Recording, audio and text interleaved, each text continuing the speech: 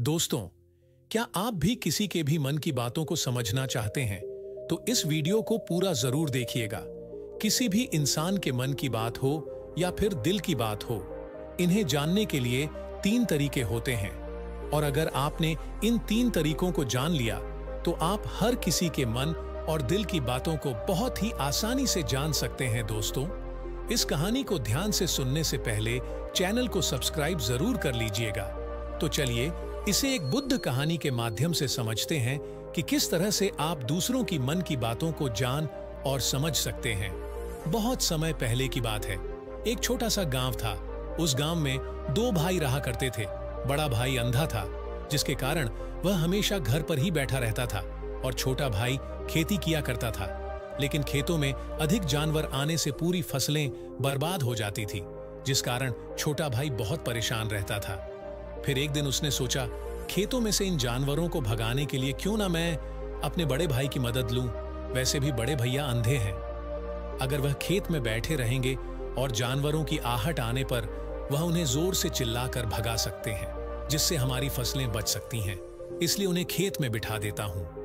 यह सब सोच विचार करने के बाद उसने अपने खेत में ही एक छोटी सी झोपड़ी तैयार ली और अपने अंधे भाई को उस खेत में बैठा दिया और उनसे कहा, भैया, यदि कोई जानवर की आहट आपको सुनाई दे तो आप जोर जोर से चिल्लाना। यह सुनकर वह जानवर यहां से भाग जाएंगे और हमारी फसलें बर्बाद होने से बच जाएंगी। बड़ा भाई अपने छोटे भाई की बात मान लेता है और वह उस दिन से खेत में ही रहने लगता है। जब भी किसी जानवर की आहट उसे सुनाई देती तो वह तुरंत जोर जोर से चिल्लाना शुरू कर देता, जिससे जानवर उसके खेतों से भाग जाते। ऐसा करते करते कई दिन बीत गए थे। तभी अचानक एक दिन उसके खेत में एक हिरण भागता हुआ आता है और वह खेत के बांध को तोड़कर वहां से भाग गया। लेकिन उसी हिरण का पीछा करते हुए एक राजा भी उस खेत में आ पहुंचा।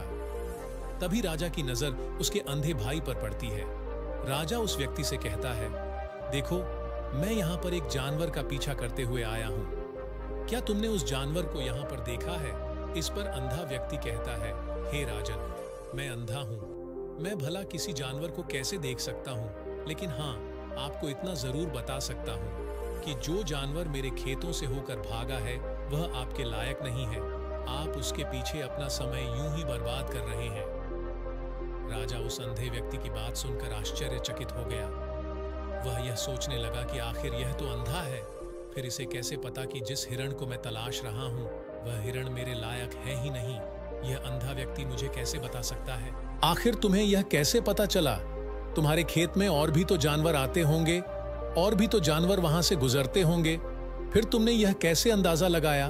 तभी वह अंधा व्यक्ति राजा से कहता है, हे राजन, आप जिस हिरनी का पीछा कर रहे थे वह हिरनी जब मेरे खेत में आई तो उसकी रफ्तार और उसके भागने की आहट से मुझे यह एहसास हो चुका था कि यह एक हिरनी है और मेरे खेत की जो बांध है वह बहुत छोटी है।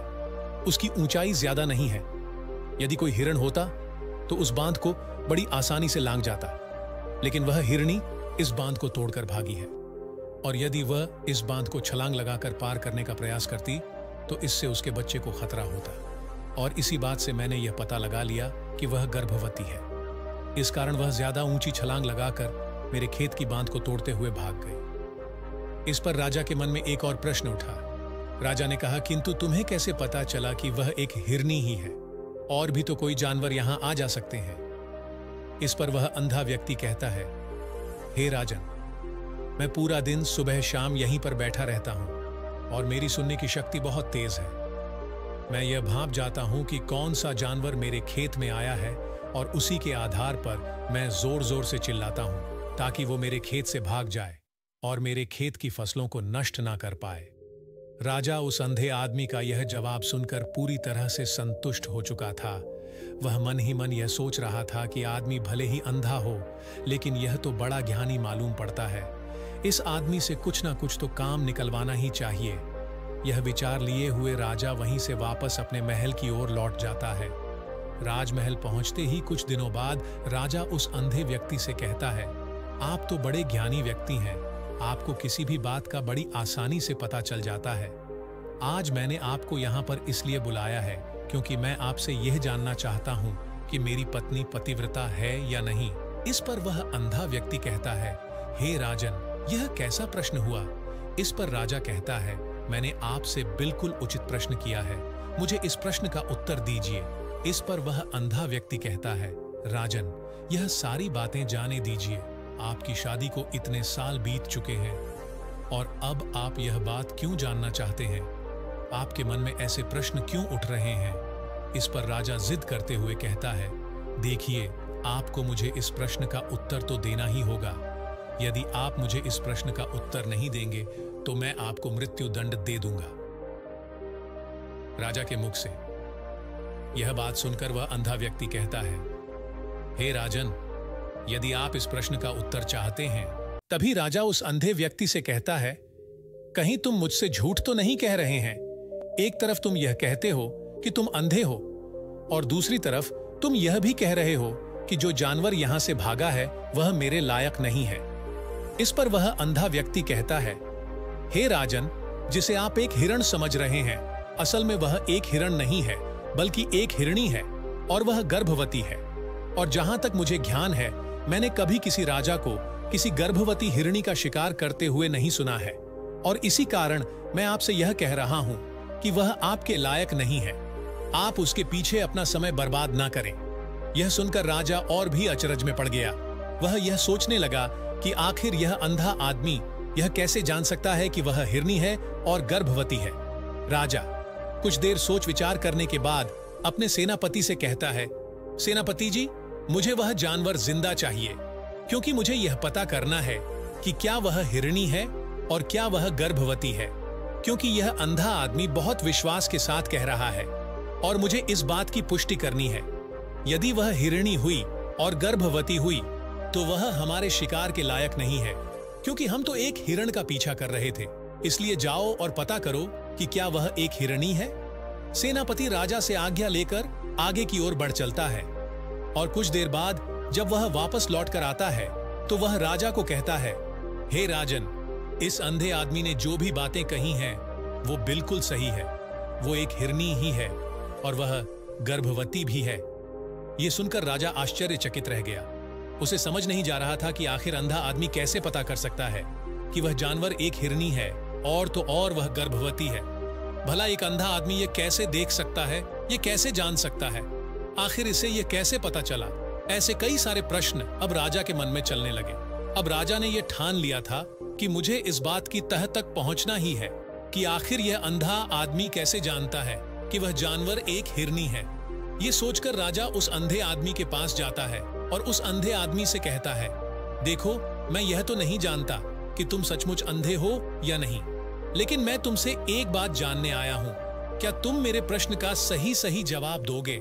इस पर अंधा व्यक्ति कहता है राजन, आप जो कुछ पूछना चाहते हैं मुझसे पूछ सकते हैं, मैं आपको बिल्कुल सच सच जवाब दूंगा।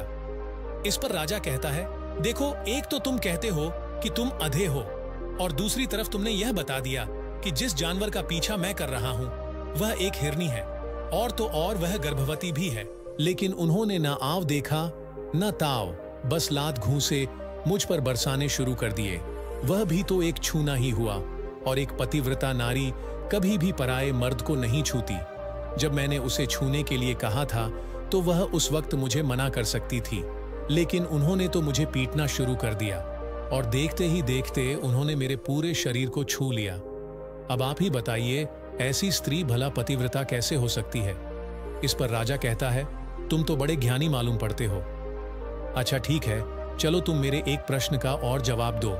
यदि तुमने मुझे इस प्रश्न का सही सही जवाब दे दिया तो मैं तुम्हें यहां से जाने दूंगा। आगे राजा उस अंधे आदमी से कहता है कि तुम मुझे यह बताओ, क्या मैं सच में अपने पिताजी का ही बेटा हूं या फिर किसी और का? इस पर वह अंधा व्यक्ति कहता है, हे राजन, इस बात से आपका क्या लेना देना? आप किसी की भी औलाद हो, आखिर आप हैं तो इस राज्य के राजा, इसलिए इस प्रश्न को जाने दीजिए। लेकिन राजा कहता है, नहीं नहीं, मुझे इस प्रश्न का सही सही जवाब चाहिए, अन्यथा यह प्रश्न मुझे हमेशा परेशान करता रहेगा, इसलिए मैं इसका सही सही जवाब जानना चाहता। यदि तुम इसका सही सही जवाब दे देते हो तो तुम यहां से जा सकते हो, मैं तुम्हें नहीं रोकूंगा। इस पर वह अंधा आदमी कहता है, हे राजन, इसके लिए तो मुझे आपकी मां के पास भी जाने की कोई आवश्यकता नहीं है। मैं आपको अभी यह बता सकता हूं कि आप किसकी औलाद हैं, लेकिन उससे पहले मैं चाहता हूं कि आप मुझसे एक वादा करें कि आप मुझ पर क्रोध नहीं करेंगे। राजन ने कहा, मैं तुमसे वादा करता हूं, मैं तुम पर क्रोध नहीं करूंगा। इसके बाद वह अंधा आदमी राजा से कहता है, हे राजन, आप हैं तो अपने ही पिता के पुत्र, लेकिन आप पर एक कंजूस सेठ की छाया पड़ी हुई है। यह सुन राजा बहुत क्रोधित हो उठा और वह तुरंत तलवार निकालकर अपनी मां के पास जा पहुंचा। वह वहां पर पहुंचने के बाद अपनी मां से कहता है, मां, मुझे सच सच बताइए, क्या मैं अपने ही पिता का पुत्र हूं या नहीं? यदि आपने मुझे सही सही नहीं बताया तो मैं यहीं पर अपने प्राण त्याग दूंगा। मुझे बताओ क्या सच है? इस पर उस राजा की मां कहती, बेटा, तू है तो अपने ही पिता का पुत्र, लेकिन तुम्हारे ऊपर एक कंजूस सेठ की छाया पड़ी हुई है। जब मैं एक बार नहाने के बाद अपना मुंह आईने में देख रही थी, तभी उस कांच के पीछे मुझे एक कंजूस सेठ नजर आता है और उसी की छाया तुम पर पड़ चुकी है। यह सुन राजा बहुत खुश हो जाता है और वह तुरंत दौड़ा दौड़ा वापस उस अंधे आदमी के पास पहुंचता है और उस अंधे आदमी से कहता है, तुम्हें यह कैसे पता चला कि मुझ पर एक कंजूस सेठ की छाया पड़ी हुई है? इस पर वह आदमी कहता है, हे राजन, आपने मुझसे कई सारे सवाल पूछे जिनका जवाब मैंने आपको सही सही दिया है। यदि कोई और राजा होता तो मुझे इसके बदले में ढेरों सारे इनाम मिल चुके होते, लेकिन अब तक आपने एक फुटी कौड़ी तक नहीं दी है।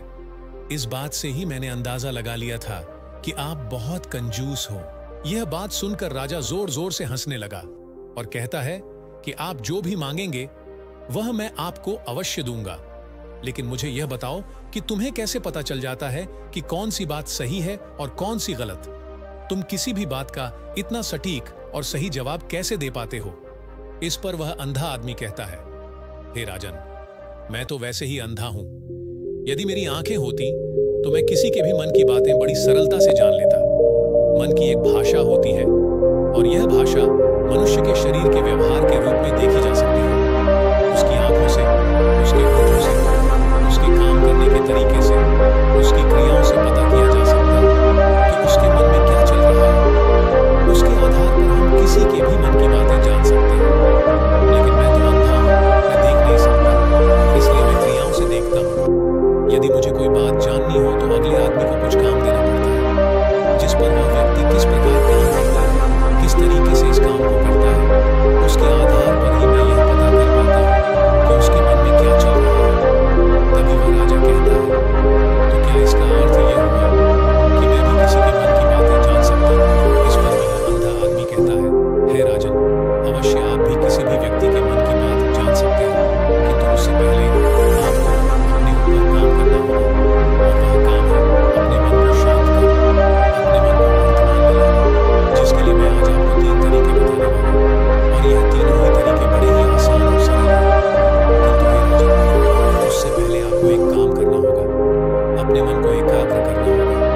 जब हम अपने मन को एकाग्र करते हैं, अपने मन को वर्तमान में लाते हैं, तो हम दूसरे के मन की बात जान सकते हैं, क्योंकि वह आदमी अभी भी अपने मन में वर्तमान में ही सोच रहा है और हमें भी मन को वर्तमान में ही लाना होगा, तभी हम उसके मन की बातें जान सकते हैं। यदि हम अतीत में हुई घटनाओं के बारे में सोच रहे हैं, तो वह जो अगला आदमी वर्तमान में सोच रहा है, वर्तमान में अपने मन में बात कर रहा है, वह हम कैसे जान पाएंगे? क्योंकि हम तो अतीत की घटनाओं में डूबे हुए हैं। इसलिए किसी के भी मन की बात जानने के लिए सबसे पहले हमें हमारे मन को एकाग्र करना होगा, उसे वर्तमान में लाना होगा। आगे वह व्यक्ति राजा से कहता है, हे राजा, जो 3 तरीके मैं आपको बताने वाला हूँ, इन 3 तरीकों से आप बड़ी आसानी से किसी के भी मन की बातें जान सकते हैं। उसके बाद वह अंधा आदमी राजा से कहता है, हे राजा, जो सबसे पहला तरीका है वह है आंखों पर ध्यान देना। किसी व्यक्ति से बात करते वक्त उसकी आंखों में देखना, उसकी आंखों पर ध्यान देना, जो सबसे ज्यादा जरूरी है, क्योंकि आंखें बोलती नहीं पर बहुत कुछ कह जाती हैं। यदि हम किसी व्यक्ति की आंखों के इशारों को समझना सीख जाते हैं, तो हम ये जान पाएंगे कि व्यक्ति के दिमाग में क्या चल रहा है, वह क्या सोच रहा है, अभी वह क्या करने वाला है। आशा करता हूं आपको इस वीडियो से बहुत कुछ सीखने को मिला होगा। ऐसे ही ज्ञानवर्धक वीडियो को देखने के लिए गुणमानस YouTube चैनल को सब्सक्राइब जरूर करें। धन्यवाद।